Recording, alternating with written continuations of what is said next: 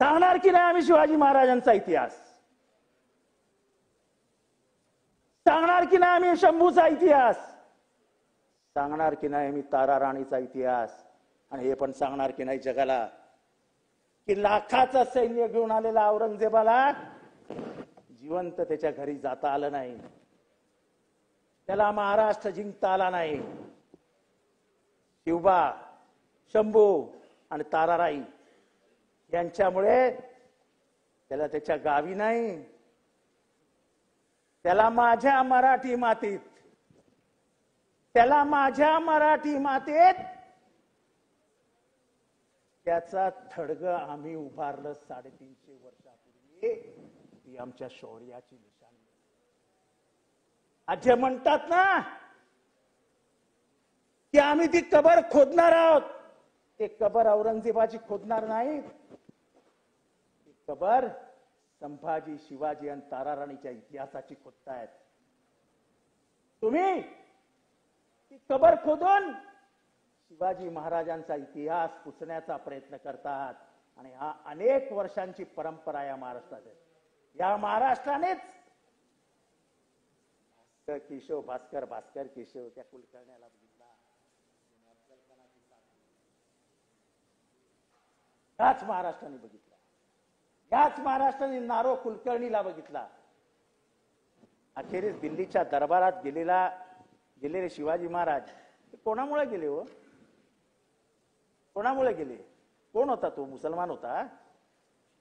मिर्झा राजे जयसिंग या राजपूत सरदारांनी पुरंदरचा तह केला आणि औरंगजेबाला घेऊन गेला. औरंगजेबाच्या दरबारात महाराजांना घेऊन. त्या महाराजांचा इतिहास पुसण्याचा प्रयत्न करू नका, त्याला जातीय रंग देऊ नका. त्याच महाराजांनी केळशीमध्ये 722 एकर जमीन एका मुस्लिम संताला दिली. हा इतिहास पुसणारा तुम्ही. त्याच महाराजांबरोबर औरंगजेबाच्या दरबारात मदारी मेहतर नावाचा मुसलमान गेला होता. हा इतिहास पुसणारा तुम्ही. तुम्हाला काही पुसायचं नाहीये, तुम्हाला महाराजांना छोटं करायचंय. तुम्हाला महाराजांची उंची छोटी करायची आहे, पण महाराष्ट्र हे तुम्हाला करू देणार नाही. आणि म्हणून नको ते करू नका. ज्या राजापूरमधनं नाथपै आले, ज्या राजापूरमधनं मधुदंडवते आले, ज्या राजापूरने कधी आयुष्यात हिंदू मुसलमान वाद बघितला नाही, भास्कर शेठ, त्याच राजापूरमध्ये 4 जण जाऊन दर्गा जाळतात. मला अभिमानाने सांगा असं वाटतंय बावनकुळेजी, ऐका, दर्गा जळत होता. मुसलमान घाबरलेले होते, कोणी जवळ जायला तयार नव्हतं. अखेरीस सगळे गावातले हिंदू बाहेर आले, गेले त्या दर्ग्याजवळ आणि आग विझवली.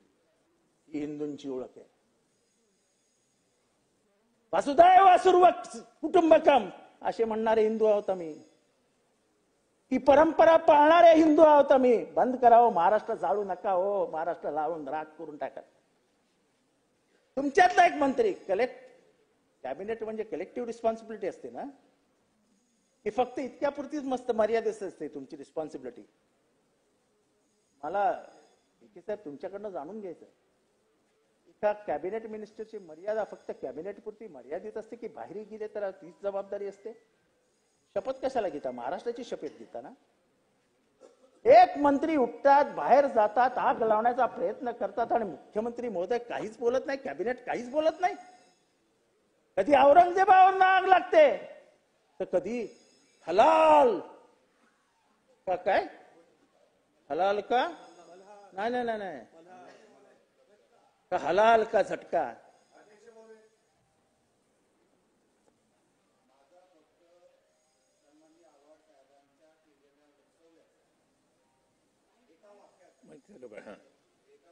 अध्यक्ष मी कोणाचंच नाव घेतलं नाही. याचा काय अर्थ होतो त्यांनी सभागृहाला सांगावं. काय संबंध होता त्या मंत्र्यांचा त्या राजापूरच्या घटनेशी? त्यांच्याकडे काय पुरावा आहे का? आव्हाड साहेबांनी सांगावं या सभागृहाला. राजापूरमध्ये नेमकं काय घडलं? आव्हाड साहेब, तुम्ही राजापुराचे नाहीत, तुम्हाला माहिती नाही. सिच्युएशन पहिल्या तासापासून कंट्रोलमध्ये होती, आउट ऑफ कंट्रोल नव्हती. तुम्ही एका मंत्र्यांवर आरोप करताय, तुमच्याकडे कसला पुरावा आहे का? सभागृहाला आव्हाड साहेबांनी सांगावं. पण माहिती आहे त्याच्यावर मला काही बोलायचं नाही. अध्यक्ष महोदय, मी हलाल आणि झटका या प्रकरणावर बोलत होतो. मला फक्त सरकारला विचारायचं आहे आणि सरकारकडनं मला माहिती हवी आहे. ही माहिती ऑन रेकॉर्ड मला हवी आहे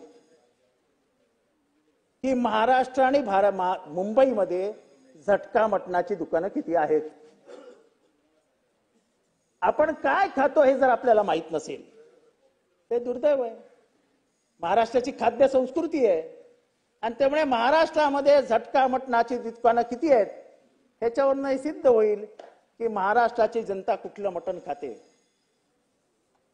आम्ही वर्षानुवर्ष मटण खातो आणि आम्हाला सांगायला लाजही वाटत नाही. रत्नागिरी 24 न्यूज चॅनलला आताच सबस्क्राईब करा आणि शेअर करायला विसरू नका.